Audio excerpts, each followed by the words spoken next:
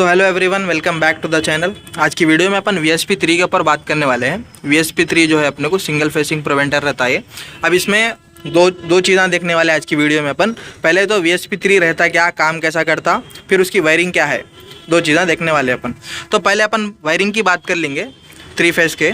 तो अब इसमें नॉर्मल जो है इनपुट जो रहता ना, जहाँ से MCB से पावर आता है यहाँ पे, या फिर कॉन्ट्रैक्टर को जहाँ पे इनपुट जा रहा, एक आउटपुट रहता अपने को जो कंप्रेसर को जाता है, एक इनपुट रहता जो अपने को पावर जहाँ से MCB ऑन करते ही पावर आता ना, वहाँ लगाने का रहता। तो नॉर्मल ये RYB जो रहता अपन इनपुट में लगा देना। इनपुट में लगाए तो ये अपने को काम आने वाला है, समझो। इनपुट में लगाए, पावर आया तो ऑन होता, आउटपुट में आए के बाद तो लगाने का फ़ायदा ही नहीं है वो। तो खैर इसको RYB जो है इनपुट में लगा देना अपन, जहाँ MCB में लगा देना या कॉन्ट्रैक्टर के इन में लगा देना। लगा दिए के बाद RYB ओके रहा तो समझो इन क्या करता है, यहाँ पे इनपुट एक आउटपुट इसमें भी रहता। अब ये 3 फेस ओके रहे तो इसमें जो इन में पावर है वो आउट में आता। अभी ये पावर कहाँ लगाते, ये तो RYB इन में दे दिए, हो गया इसका ओके रहा। तो अब इंडोर अपना ओके रहा, समझो। इंडोर ऑन करने के बाद ओके रहा। इंडोर जो CP आता वो फर्स्ट वाले वायर में लगाते, 1 2 3, ये 3 फेस हो गया अपने को। फिर 4th वाला तो खाली है। अब जो 5 है, 5 में जो है अपने को इनपुट लगाते हैं, इंडोर से जो CP आता ना वो लगाते। तो इन क्या करता, अगर पूरा रहा तो ये आउटपुट देता अपने को। आउटपुट देके A1 A2 जो है कॉन्ट्रैक्टर को प्रेस करता, प्रेस करके कंप्रेसर को ऑन करता। तो अब VSP3 काम क्या करता, लगाते क्या क्यों, उस पर बात करेंगे अपन। तो VSP3 में देखो अपने को 3 काम करता है VSP3। फर्स्ट RYB फेस पूरा ओके है नहीं है, चेक कर लेता। मतलब रेड येलो ब्लू बराबर आ रहा नहीं आ रहा, या एक फेस नहीं आ रहा, या 2 फेस आ रहे, क्या है पूरा देख लेता। अगर 3 फेस ओके है, अपने को तीनों में पावर आ रहा तो अपने को इन आउटपुट देता। सेकंड जो है अपने को देख लेता है, फेस ओके है, R में R ही आ रहा, ये वाई में वाई आ रहा, B में B आ रहा। मतलब कभी क्या होता, पावर जाके आए तो अपने को फेस रिवर्स हो जाता, रेड की जगह येलो बन जाता, येलो की जगह ब्लू बन जाता। तो वो देख लेता कि RYB फेस तो ओके है ना पूरा। कई को बोले तो अगर फेस रिवर्स हो गया तो स्क्रॉल कंप्रेसर जो है अपने को उल्टा फिरना शुरू हो जाता हो, कूलिंग नहीं आती, प्रॉब्लम होता। तो वही देख लेता हूँ, RYB ओके है नहीं है, चेक कर लेता। अब तीसरा काम क्या करता हूँ, वोल्टेज चेक करता है। इस पर लिखे हुआ है सिस्टम सप्लाई 415 वोल्टेज AC बोल के लिखे हुआ है। तो अब ये 415 वोल्टेज पे अपने को चलने वाला है। 3 फेस का जो वोल्टेज रहता है अपने को 380 से 415 नॉर्मल वोल्टेज है, मतलब वोल्टेज ओके है वैसा। तो अब इन्हें चेक कर लेता, 415 से ज़्यादा तो नहीं आ रहा वोल्टेज मतलब अनबैलेंसिंग वोल्टेज रहा तो भी आउटपुट नहीं आता अपने को। लो वोल्टेज आ रहा तो भी यहाँ पे हेल्थी पे लाइट नहीं आती अपने को, आउटपुट नहीं आता। और अपने को हाई वोल्टेज आ रहा, 450 ऐसा आ रहा, भी इन्हें आउटपुट नहीं आता।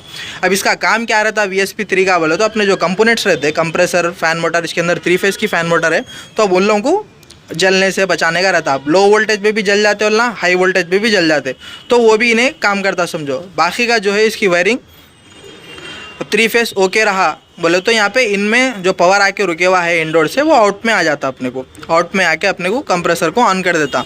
अब अपन क्या करते, नॉर्मल ये 3 फेस जो है अपन MCB में लगाए थे या फिर कंप्रेसर के इन में लगाए थे। अब 3 फेस वही चेक कर लेता, चेक कर लेके जो CP आके रुके हुआ है इंडोर से, वो CP को आउटपुट देता। इसमें और एक क्या रहता अपने को, अब ऐसे आउटडोर में अपने को HPLP के स्विच रहता ना। अब देखो ये HPLP जो लो प्रेशर हाई प्रेशर के स्विच है, जो काम क्या करते हैं अपने को। अब जब गैस अगर पूरी ओके रही लो प्रेशर पे हाई प्रेशर पे, तो जब क्या करते हैं ना, आउटपुट देते हैं अपने को। मतलब जो पावर यहाँ आके रुके हुआ है वो यहाँ आके ऑन होता। अब ये HPLP जो है अपने को, अब यहाँ तो PCB कुछ भी नहीं है अपने को। PCB रहे तो क्या रहता, उन्हें चेक करता। तो वैसे टाइम पे अपन सेफ्टी के वास्ते क्या करते हैं, VSP3 में अपने को सिर्फ पावर की सेफ्टी आती। मतलब पावर ओके रहा तो ऑन कर देता। इन कंप्रेसर में गैस रहो नको रहो, कंप्रेसर में ज़्यादा गैस रहो, कुछ भी रहो, ऑन कर देता। हाई प्रेशर हो रहा तो भी ट्रिप नहीं करता, लो प्रेशर में हुआ तो भी ट्रिप नहीं करता। तो उसके बाद से अपन क्या करते, वायर जो रहता, इनपुट जो आ गया, इनपुट तो डायरेक्ट लगाए थे इंडोर से, लेकिन आउटपुट को क्या करते, यहाँ से सीधा लेके आके HP के एक साइड लगाते। जो HP स्विच है ना उसके एक साइड लगा के फिर यहाँ से LP कन लेके आते, LP के एक साइड लगाते हैं। क्या करते हैं, HP LP से घुमा के लेके आते समझो वायर। तो जब जाके अपने A2 में कॉन्ट्रैक्टर में लगता हो, लगे के बाद में अगर VSP3 का पावर ओके रहा, उन्हें चक्कर लेके फिर आउटपुट देता। वो आउटपुट अपने को गैस के जो HPLP के स्विच हैं उसको जाके फिर A2 को जाता समझो। तब क्या होता अपने को, कंप्रेसर को भी सेफ्टी रहती, गैस में कुछ भी ऊपर नीचे हुआ तो भी सेफ रहता अपने को। तो VSP3 का यही काम है अपने को।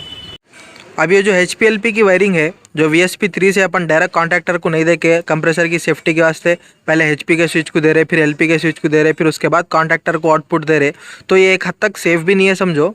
एक थोड़ा तो सेफ है, जब गैस वो ओके है तो ठीक है, आउटडोर को अब पूरा गैस चले गया तो उन्हें जब प्रोटेक्ट करता, या फिर ज़्यादा गैस हो गया तो जब भी प्रोटेक्ट करता।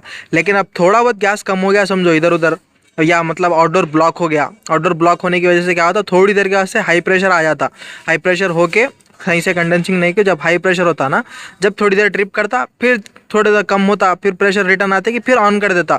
तो मतलब जब हाई प्रेशर लो प्रेशर थोड़ा बहुत कम ज़्यादा हुआ समझो, तो वो स्विचाँ क्या करते, कंप्रेसर को बार बार ऑन ऑफ करते। तो उसमें क्या होता, अपने कंप्रेसर का जलने का उसमें अंदर अंदेशा है अपने को। तो अब ऐसा सेफ भी नहीं है समझो, ज़्यादा थोड़ा बहुत सेफ है। लेकिन अब बेहतर क्या है, अपन यहाँ पे पीसीबी लगा लेना HPLP के लिए। मतलब अगर HPLP का अगर कुछ भी प्रॉब्लम आया तो अपन खुद से आके जब तक रीसेट नहीं करे गैस वे चेक करके, तो तब तक अपने को फिर ऑटोमेटिकली वो रीसेट नहीं होना, वैसा रहा समझो तो अपने को सेफ है कंप्रेसर फुल्ली 100%। नहीं बोले तो अब ऐसा HPLP के भरोसे पे स्विचों पे छोड़ दिए बोले तो वो ऐसी आउटडोर को थोड़ा बहुत गैस कम हो गया ज़्यादा हो गया तो आउटडोर को धड़ धड़ धड़ धड़ धड़ धड़ मारना शुरू कर देते। ऐसा मैं पर्सनल बहुत सारे साइडों पे गया और मेरी तरफ से मैं देख के अब मेरा पर्सनल एक्सपीरियंस है वो मैं शेयर कर रहा हूँ आप लोगों के साथ, ऐसा करना सही है नहीं है बोल के। आई होप के वीडियो पसंद आया होगा। वीडियो पसंद आया तो लाइक करो वीडियो को, चैनल पे नए हैं तो सब्सक्राइब करो। Thank you for watching. मिलेंगे दूसरे वीडियो में और एक नई टॉपिक के साथ। Bye bye.